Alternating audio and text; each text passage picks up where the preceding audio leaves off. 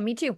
Now, we've found the clip of Jeffrey Rath, co-founder of the APP. He's questioning the premier over federal tax collection on the open mic portion. And I think she's going to get a ton of this as these things go forward.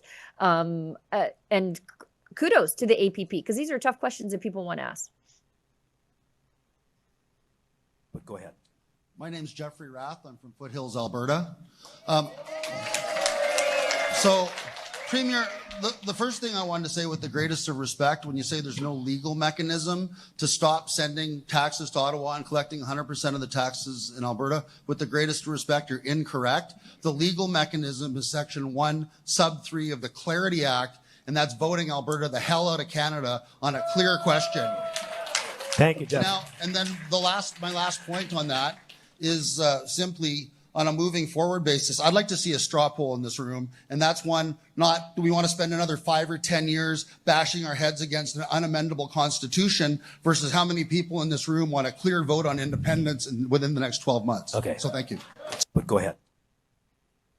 I actually disagree with him that there's no mechanism by which to withhold taxes to the federal government, because Scott Moe did that with the carbon tax and basically said, come and get me.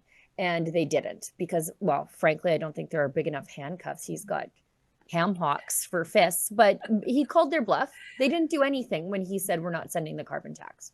I think the obvious thing to do is to set up an Alberta pension plan and let people choose it if they want.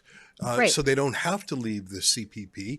And I think almost immediately when people say, oh, it hasn't been a catastrophe, I'm getting more bang for the buck, people will move over. But I think Corey's right.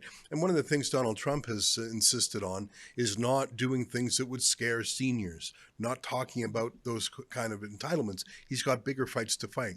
Let me use one more Trump lesson, because there are some lessons with a man who wants to do something radical. And in his case, the re-migration of millions of people he calls invaders. Who is his architect of that? Well, the man on the ground who's getting it done is named Tom Homan, and he's a military style, can-do, ass-kicker kind of cop character.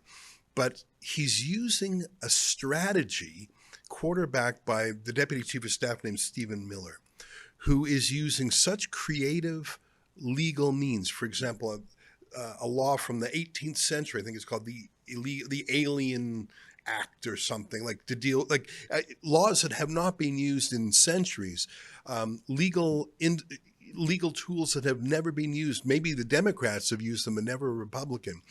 And I think that Danielle Smith needs to get legally savvy quick. Let me tell you 2 recent examples saying she's not.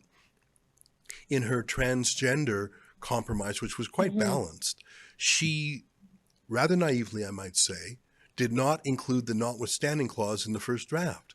Well, gee whiz, what do you think a Trudeau court is going to do to that? Find it a violation of the charter. Why not just dispense with this Laurentian taboo against the Section 33 notwithstanding clause, just put it right in there? And you'll have the CBC huff and puff about it for a couple of days, but so what? It's part of the charter. So, and I see just the other day, I almost couldn't believe it when we covered the story. I sent a note to Sheila saying, is this true? And I checked it out. It's true. That, again, on the trans issue, the province is saying we can't stop out of province trans athletes from competing in Alberta. Sure you can. Who told you that? That's exactly what you can do. You can't stop Albertans in other provinces doing shenanigans there because you don't have, but you have absolute jurisdiction in Alberta over things that happen in Alberta. And if you don't, you need lawyers. And I know that I myself like lawyers too much, and people from the conservative side, especially populists, have a well-deserved skepticism and even in some cases a dislike for lawyers. Lawyer jokes. There's a lot of reasons we don't like lawyers because sometimes they're on the cutting edge of things of legal moves we hate. But on the same side, a smart, talented, creative lawyer on our side evens the odds. So I would say this. I think Danielle Smith, who herself is not a lawyer, and I don't think she particularly thinks like a lawyer, needs to find herself a Stephen Miller, needs to find someone she completely trusts to quarterback the legal strategy. And it may mean going to the private sector. It is not an unusual thing for the government to hire private lawyers who are experts in their field. If you dip into the lawyers at the Justice Department, odds are you're going to get that bureaucratic NDP mindset. A career lawyer in the government of Alberta, based in Edmonton, is going to be a lefty, is going to be on the wrong side of all these issues. Danielle Smith needs to find herself a Stephen Miller, a killer lawyer who is not crazy, but who is radical. They're different.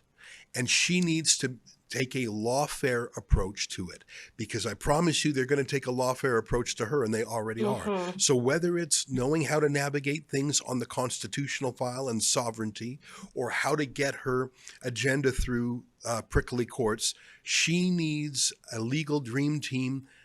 I don't think she has one. I think she needs to get one. I think it's got to come from outside government, because the government lawyers aren't it. It would double her effectiveness. She will be undone in the courts more than she will be undone in the polls. Thanks for letting me rant.